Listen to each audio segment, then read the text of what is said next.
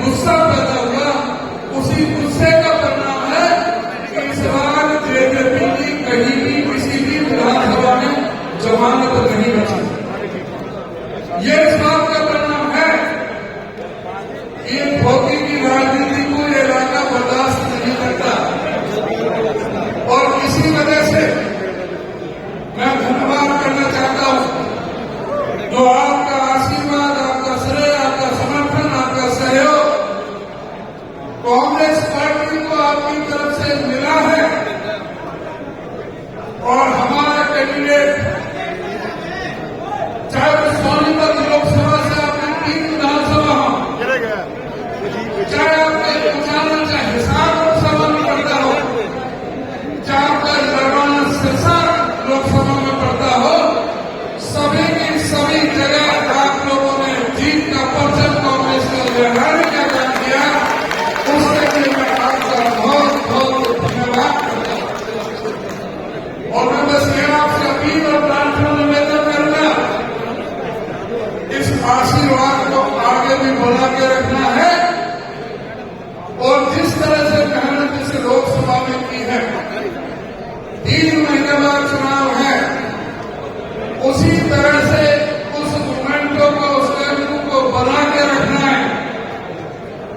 और इस विधानसभा से इस किसान विरोधी, दलित विरोधी, पिछड़ा विरोधी, व्यापारी विरोधी, कर्मचारी विरोधी सरकार से भारतीय जनता पार्टी का तंबू उखाड़ करके आप लोगों ने फेंकने का काम करना। मैं आपके निवेदन करना चाहूंगा, कल हमारे पूरे हिंदुस्तान के अंदर कांग्रेस पार्टी की तरफ से जो नीट का जो इम्तिहान हुआ था, सारे हिंदुस्तान में उसका विरोध करने का काम किया था। वो क्या कारण है?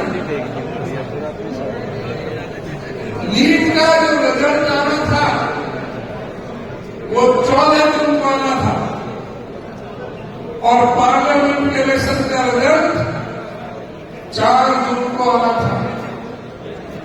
तो वो क्या कारण थे कि 4 जून को जिस दिन लोकसभा के चुनावों के रिजल्ट आ रहे थे, उसी दिन नीट का रिजल्ट क्यों जारी किया गया? इसलिए कि जो लोकसभा का चुनाव का जो पूरे जितने भी मीडिया चैनल थे उसमें व्यस्त थे, जनता व्यस्त थी, सारे रिजल्ट की तरफ ध्यान दे रहे थे, उस नीट के रिजल्ट की तरफ किसी का ध्यान नहीं था। वो नीट क्या था? जो इस देश में डॉक्टरों का जो एग्जाम होता है कि उसको डॉक्टरी की दाखिला दिया जाता है, चाहे वो एमबीबीएस के लिए हो, चाहे वो बीएमएस का, आयुर्वेद का हो, चाहे वो आयुष का हो, उस नीट के एग्जाम को जो पास करता है सिर्फ डॉक्टर के लिए एडमिशन होते हैं, वो इस देश के अंदर डॉक्टर बनते हैं।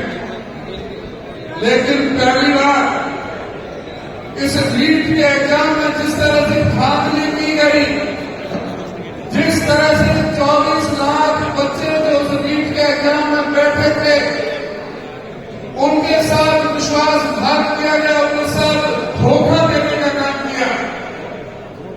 67 बच्चों के अंक 720 में से 720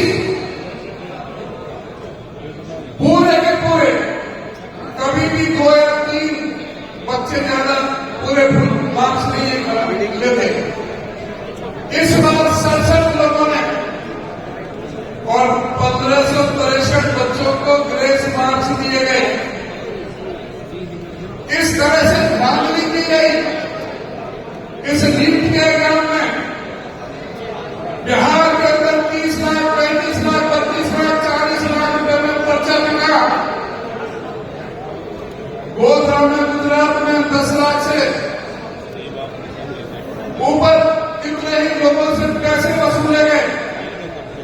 हमारे झज्जर में भी एक सेंटर से 7 इकट्ठे बटा फुल मार्क्स लिए गए थे। अगर डॉक्टर ही इस देश में अगर नकलची या जो डॉक्टर कानून नहीं है उस टेस्ट को पास करने के, अगर वो डॉक्टर भर्ती होंगे तो इस देश की जो स्वास्थ्य व्यवस्था का क्या हाल होगा। आपने फिल्म देखी होगी मुन्ना भाई एमबीबीएस। क्या ये भारतीय जनता पार्टी की सरकार इस देश के डॉक्टरों को मुन्ना भाई एमबीबीएस की तर्ज पर दूसरा व्यक्ति जो इम्तिहान में जो नकली लोग जो है, जो नाकाबिल लोग जो है, अगर वो डॉक्टर बनेंगे तो इस शिक्षा की व्यवस्था का क्या हाल होगा। इस तरह से इस केंद्र सरकार ने 50 बार पर्चे लीक हुए हैं। 2 करोड़ लोगों के साथ खिलवाड़ किया गया, हमारे नौजवानों के साथ। ये नरेंद्र मोदी जी की सरकार जो हर मोर्चे पर उभर रही, सिवाय झूठ की इन्होंने राजनीति की।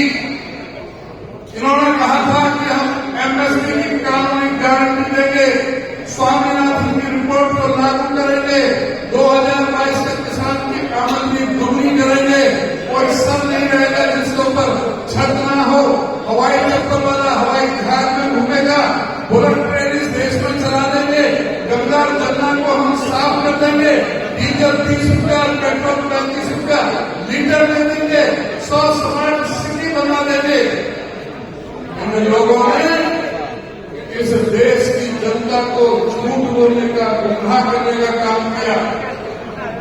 भ्रष्टाचार मिटा देंगे, 100 दिन के अंदर काला धन जाएंगे, 100 दिन के अंदर महंगाई को कम कर देंगे, हर एक के हिस्सा में 15-15 लाख रुपए आ जाएंगे।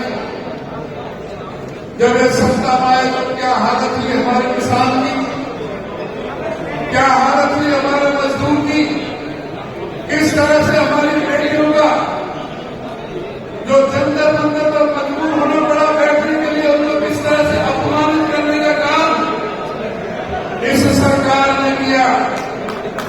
इसलिए सरकार को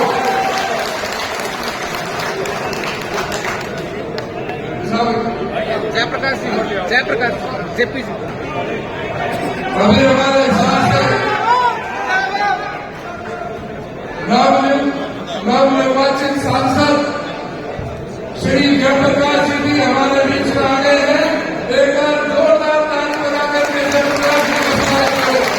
आपको बहुत ही जाने माने पुराने दिग्गज हैं इस इलाके के, आप सबको बड़ी बधाई देते हैं। बहुत बहुत धन्यवाद।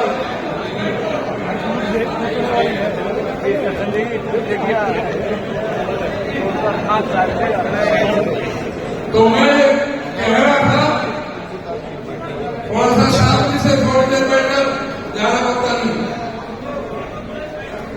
मैं आपसे कह रहा था कि लोकसभा का चुनाव पूरा हो गया है,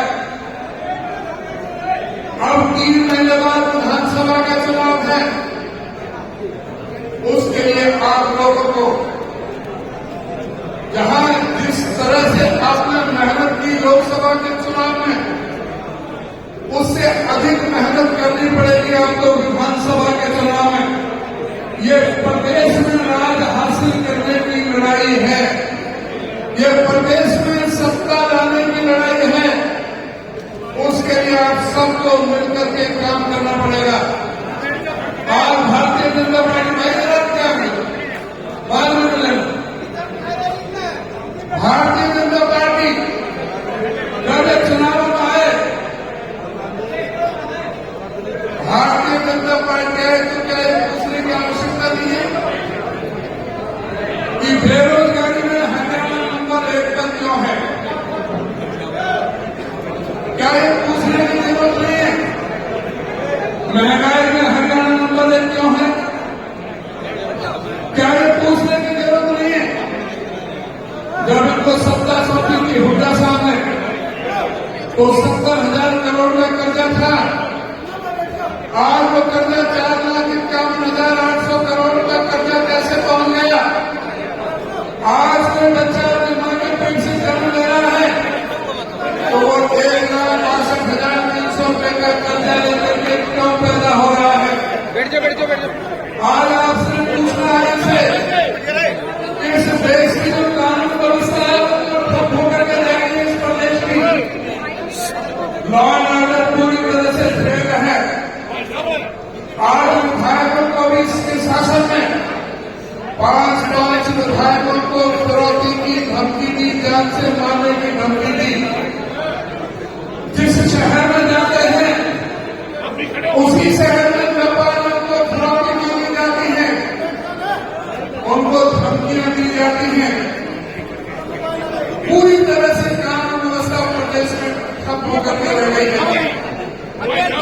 पूरा भ्रष्टाचार का चरम सीमा पर है। भ्रष्टाचार की हालत यह है कि हम बच्चे शराब घोटाला हो, रजिस्टर घोटाला हो, खनन घोटाला हो, इस प्रदेश के बच्चों को जिस तरह से नशे की लत डाली, चिट्टा कहां से यहाँ पर सप्लाई होने लगा,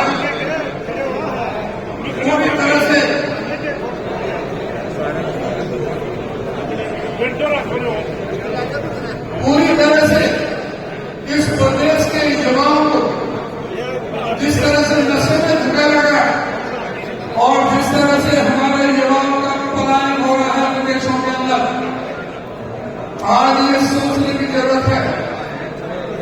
आज इसे पूछने की जरूरत है कि क्या कारण है कि हरियाणा में 33 बार पर्चे क्यों लीक हुए हैं? आज स्टाफ सिलेक्शन कमीशन का चेयरमैन को सस्पेंड होना पड़ा, उनके 8 अधिकारियों को सस्पेंड होना पड़ा। जो बोलियां लग रही थी, नौकरियों की बोली लग रही थी, सबसे रेट चल रहे थे। जो पब्लिक सर्विस कमीशन के जो अधिकारी को करोड़ों करोड़ों की रिश्वत लेते हुए लगे हाथ पकड़ा गया। और जिस तरह से खुली नीलामी चल रही थी, नौकरियों की बोलियां लग रही थी, लेकिन नौकरियां नहीं लग रही थी। पेपर लीक हो जाता था, पर्चा आगे बढ़ जाते थे। नौजवान बच्चे जो मेहनत करते थे, कोशिश करते थे, उस पर्चे में पास करने की उनकी जगह भी लगती थी। चाहे वो सिपाही की नियुक्ति हो, चाहे वो सब इंस्पेक्टर की नियुक्ति हो, चाहे वो एक्साइज इंस्पेक्टर की नियुक्ति हो, चाहे वो क्लर्कों की नियुक्ति हो, चाहे एडीओ की नियुक्ति हो, चाहे एक्साइज इंस्पेक्टर के लिए जगह नियुक्ति हो, हर नौकरियों के पर्चे जो है वो लीक होने का काम हुआ। कॉमन एलिजिबल की टेस्ट सीईटी के पर्चे लीक हुए। जिस तरह से हर पर्चे से लीक होने का काम किया, हमारे युवाओं को धोखा देने का काम इस सरकार में हो रहा है। क्या उसकी जिम्मेदारी नहीं है?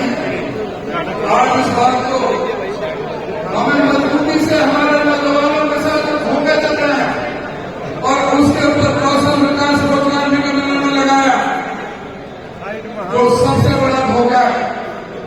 उसमें न कोई मेरिट है, न पक्की नौकरी है, न उसमें कोई रिजर्वेशन है किसी भी तरह की। और कौशल विकास रोजगार निगम के जरिए जो कच्ची भर्ती की जा रही है, पक्की और कच्ची, उसमें भी एमपी को सस्पेंड होने पड़ा है। पूरी तरह से सरकार भ्रष्टाचार में लिप्त है। आपको ध्यान होगा, हुड्डा साहब जब मुख्यमंत्री थे, 81 किलोमीटर तो मेट्रो की लाइन थी, चाहे वो दिल्ली से बदरपुर और बल्लभगढ़ तक हो, चाहे दिल्ली से भागलपुर की हो, चाहे दिल्ली से गुड़गांव हो। 6 नई रेल की लाइन मंजूर हुई। जो रेल की लाइन मंजूर करवाई, रेल की अंदर लाइन बिछाई गई।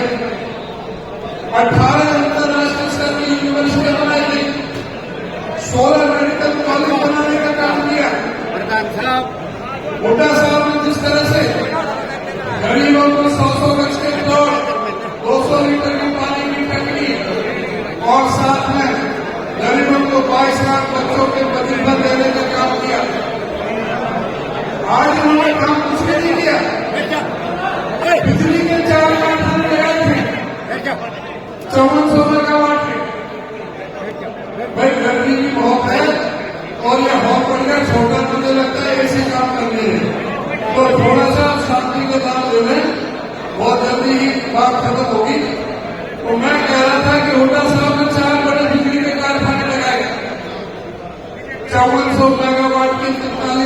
करोड़ रुपया खर्च करके इनको 2000 मेगावाट सरप्लस बिजली दी थी। इन्होंने एक भी बिजली का कारखाना नहीं लगाया, एक यूनिट बिजली पैदा नहीं की और आज की हालत है गांवों में 15-15, 20-20 घंटे के कट लगाए हैं। शहरों के अंदर भी 10 घंटे, 12 घंटे, 14 घंटे के कट लगाए हैं। बिजली की व्यवस्था पूरी तरह से चौपट हो गई और यह सरकार बेशर्मी से कहती है कि हम 100 गज के प्लॉट गरीबों को देंगे। मैं कहना चाहूंगा इस सरकार को पहले दिन को माफी मांगना चाहिए गरीबों से और दलित पीड़ित शोषित सर्वहारा वर्ग के वंचित समाज के पिछड़े समाज के उन लोगों से जिनको प्लॉट दिए जाने की स्कीम हुड्डा साहब ने जो शुरुआत की थी और हुड्डा साहब ने 7 लाख या जो धारणा को भी बैठा 7 लाख प्लॉट करने थे, 3 लाख 52,000 बेचने थे। इन्होंने आते हुए प्लॉटों की योजना बंद कर दी और अब 9.5 साल तक ये कानून के सोचते रहे। पहले तो इस बात के लिए माफी मांगे कि उन्होंने जो हुड्डा साहब ने योजना चलाई थी उसको बंद कर दिया और अभी भी कह रहे हैं कि झूठ बोल रहे हैं कि हम 100 गज के प्लॉट देंगे। ये एक भी प्लॉट नहीं दे रहे, ये वो प्लॉट है जो हुड्डा साहब के समय में मंजूर थे, जो उन्होंने रोक दिए थे, उनको देने की बात करते हैं। प्लॉट देंगे तो दोबारा गरीबों को हुड्डा साहब देंगे और ना 100 गज के प्लॉट देंगे, बल्कि उस पर 3.5 लाख रुपया खर्च करके 2 कमरे का मकान, लैट्रिन, बाथरूम, किचन, बिजली पानी का कनेक्शन दे करके गरीबों को काम देने का काम करेंगे। आज करेंगे परिवार पहचान पत्र को हम सही करेंगे, प्रॉपर्टी आईडी की बात करते हैं, उसके लिए इनको माफी मांगनी चाहिए। जो परिवार पहचान पत्र, जो परमानेंट परेशानी पत्र जो बन रहा था, हजारों लोग लाइनों में लगे हुए थे, सारा विपक्ष चला रहा था, सारे अखबार चला रहे थे कि इसमें 90 से 95% गलती है, लेकिन उस समय को गलती नजर नहीं आई। जो सैकड़ों करोड़ रुपये उन एजेंसियों को उन्होंने पैसा दिया हमारे खजाने से, उन एजेंसियों के खिलाफ कोई कार्रवाई नहीं की, उनके लाइसेंस रद्द नहीं किए। आप कह रहे हैं कि उनमें कमियां हैं, कार्ड मान रहे हैं, तो पहले उसके लिए माफी मांगो। ये कुछ नहीं करेंगे, आने वाले समय में हुड्डा साहब ही करेंगे। और मैं ज्यादा समय नहीं तो उसमें आपसे ये अनुरोध करूंगा कि आने वाला समय आपका है, कांग्रेस पार्टी का है। इस सरकार को उखाड़ फेंकने के लिए आप सबको इकट्ठा होकर के पहले से ज्यादा मजबूती के साथ काम करना है और कांग्रेस पार्टी को सत्ता में लाना है। आप